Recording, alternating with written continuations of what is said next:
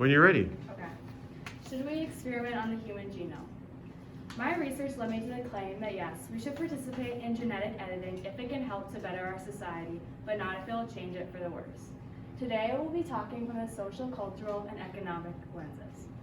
The topic of genetic editing has gained more attention lately due to the new ways that have been and are being developed to carry it out. The CRISPR technology has made gene editing more accurate and much safer than before. CRISPR is a technology that is inserted into DNA to repair it, cut it, or even replace it. It can be used in almost any genetic organism and is simpler, cheaper, and more accurate than before. When used, this changes specific genes within an organism and can affect things such as eye color and features to diseases like sickle cell anemia. Many questions have come up surrounding genetic editing and whether or not it should be done. However, like American biotechnologist Craig Venter says in regards to genome editing, the question is when and not if. Based on all the new technologies that have been and are being developed, genetic editing is going to happen in some way, shape, or form. But the effects it will have on our culture and society depend on how it is implemented. The societal aspect of gene editing is an important one. Before this technology can be introduced into our society, the societal risks need to be weighed. Questions such as, how could our society be changed with the implication of this technology? And how can we make it so new social classes don't form based on who can afford this need to be asked.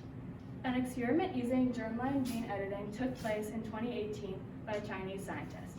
He altered the genes of two twins in the womb to try and stop them from inheriting the HIV virus from their father, as well as to make them immune to the disease for life.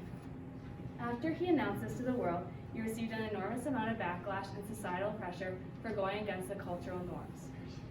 Depending on how this technology is introduced into our society, stuff like this can happen again. Even though there are many negative effects that could come about from this technology, there are still a few positives. Firstly, it could greatly improve our society with longer lifespans and helping to cure diseases such as cancer and sickle cell anemia.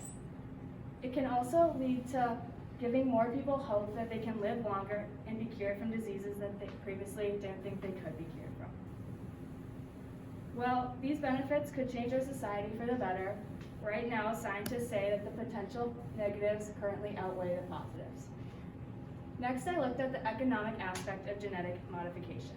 When it is first introduced into society, the cost of this treatment will most likely be very expensive.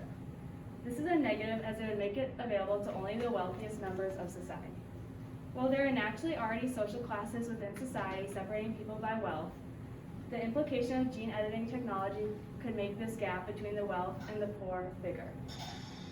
Dr. David King, a former molecular biologist, says, once you start creating a society in which rich people's children get a biological advantage over other children, basic notions of human equality go out the window. When introduced into society, money cannot be the deciding factor of what happens with the gene editing technology. Steps need to be taken to ensure that the price of this treatment will eventually decrease or that it will even start out at a relatively low price so it is affordable to most people.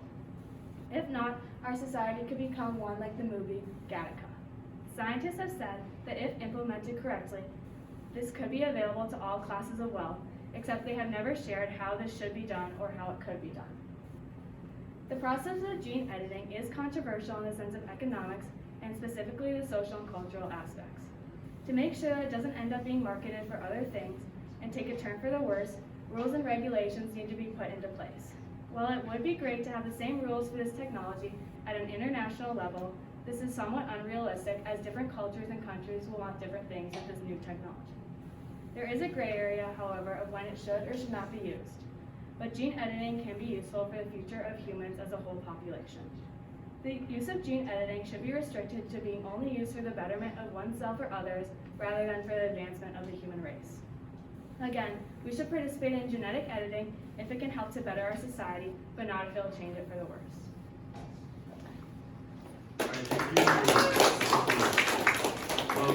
How did some of your preliminary information that you gathered guide your research?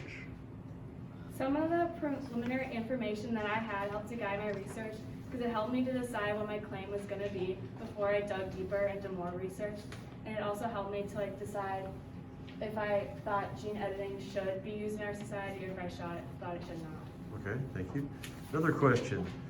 What additional questions emerged from your research and why are they important? The questions that emerged from my research were mainly how expensive this technology would be, because I couldn't find anywhere what exactly the cost would be. And I also had a question of how this cost could be lowered over time so that it's available to more people. All right, thank you.